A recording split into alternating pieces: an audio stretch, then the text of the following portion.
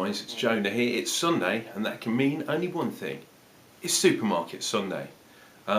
Today I have a very sore head, so I'm not sure how well I'm going to do, because I've been doing beer judging and I drank 10 beers yesterday, something like that. 10, 12 maybe? No, 10 I think. Oh, got a bit messy. So anyway, I thought I'd mellow things out. I've been to M&S and picked up this Greenwich Black IPA. And this one, because it's Greenwich, it's got to be from only one place, The Meantime. And I had one of their beers, which I reviewed lately. I rate Meantime, very good. The only thing is they seem to be using a lot of American hops, or American style hops I should say. Black IPA, yeah, they're coming in. Imagine a porter with a load of hops in. That's the best way I can describe it. It's not a stout, it's definitely a porter, but hopped to the max, shall we say. And this one is 5.7%, so it's a pretty strong one. And you've got a little bit about Greenwich on there. They've got the flags on the logo from the Greenwich Hospital.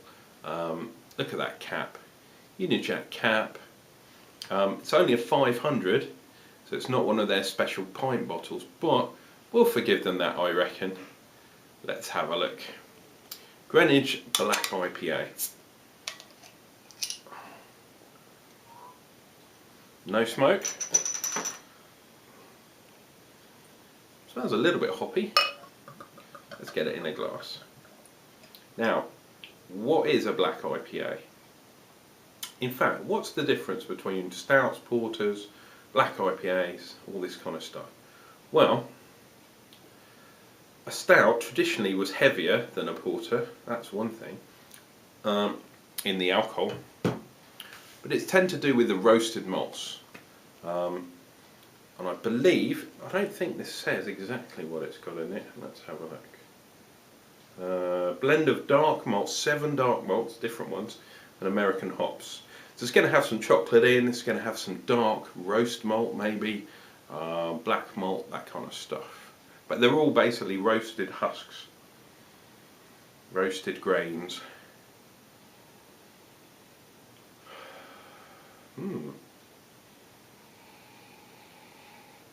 Not getting as much of an aroma as I thought I would. IPAs generally have a very hoppy aroma. Let's dive in.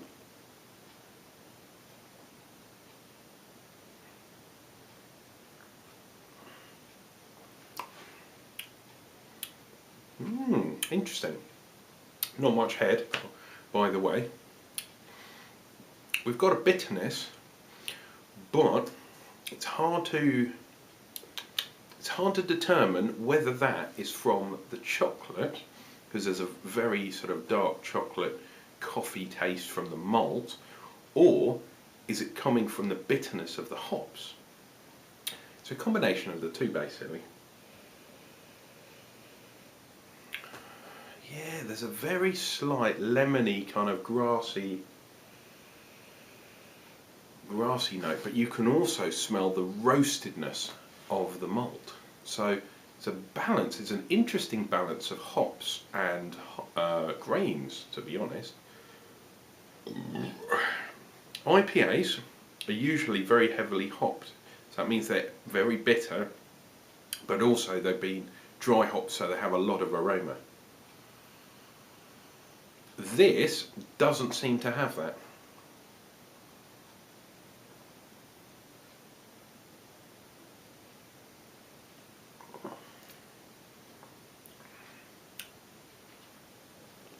Trying to pick things apart. For this brew, you really need a darkened room, and I have had this in the fridge because I like my beers cool. I know. Maybe this would do better with a bit of warming, just to let the character develop. Interesting. This is not what I was expecting, I have to say. I'm going on the side really of the malt as being prominent. So that's not really what an IPA should be about. But it's a very interesting beer. Tell you what guys, I'm going to let this warm up for 5-10 minutes and then we'll come back for a second thought with a warm beer. Cheers guys. Okay guys, second opinion time. This bad boy has been resting, shall we say, for the last 20 minutes. Let's get back in there. Hops are a little bit more pronounced, but not too much so. Can definitely smell kind of a Cascade in there as well. Cascade Citra kind of mix, I reckon. Right, let's get in there boys. And girls of course.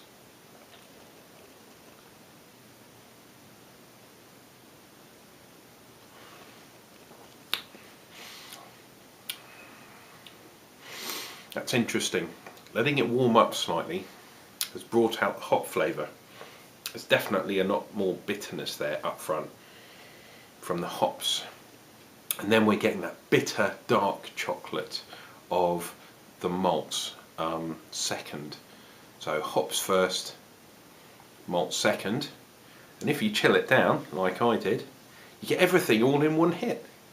So my advice to you, this is a good beer by the way, get one of these, room temperature, turn all the lights out and enjoy in a darkened room Greenwich Black IPA. We'll see you soon, enjoy your Sunday, take care guys.